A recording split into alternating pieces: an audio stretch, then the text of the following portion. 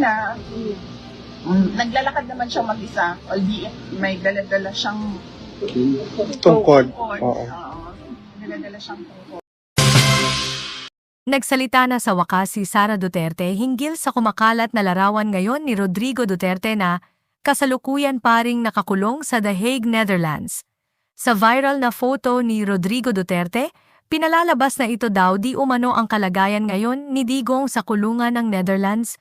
Makikita dito na halos butot balat na ito sa sobrang payat. Hirap na daw kasi ito sa kulungan at halos hindi na daw kumakain. At malala na daw ang kalagayan ni Digong. Kaugnay nito, nagsalita na si Sara Duterte kung saan sinabi niyang hindi daw totoo ang kumakalat na larawan ng kanyang tatay. Sinabi niyang edited daw ito. So, hindi po totoo. Yes. Fake news. Yeah. Photo na yun.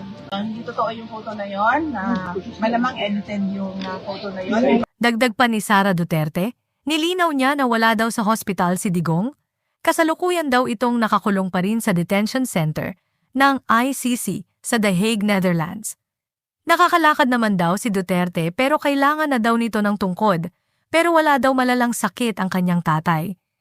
Naglalakad naman siya mag-isa, albeit may dala-dala siyang Tungkod. tungkod. Oo. Wala siyang sakit na